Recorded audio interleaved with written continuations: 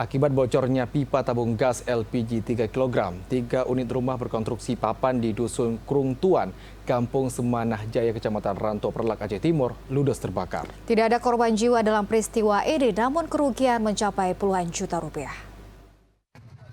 Inilah video amatir yang memperlihatkan api sedang membesar melahap konstruksi rumah warga di Dusun Krungtuan, Kampung Semanah Jaya, Kecamatan Ranto Perlak, Aceh Timur. Kecik Kampung Semanah Jaya, Aceh Timur, Sabri mengatakan api berasal dari rumah Megawati, 30 tahun, warga Dusun Krungtuan.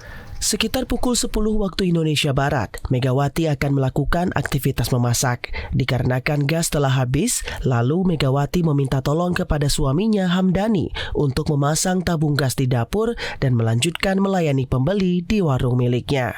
Tak lama, terdengar suara letupan dari arah dapur dan terlihat api membesar menyebar ke arah atap rumah. Suami istri tersebut bergegas menyelamatkan diri beserta anaknya dan meminta pertolongan warga.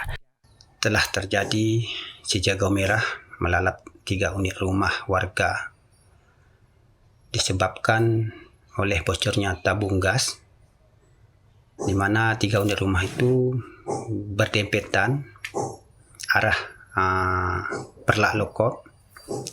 Jadi dalam kejadian itu warga Dusun Krungtuan itu bersama-sama membantu menyiram dengan manual dengan memakai bahan alat ember dari sumur dan dari kolam, tetapi karena rumah tersebut yang 3 unit tersebut berkonstruksikan kayu, api dengan cepat melalap daripada rumah tersebut.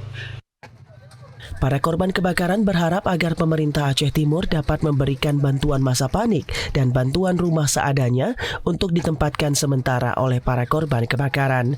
Dari Aceh Timur, Said Maulana, TVRI Aceh melaporkan.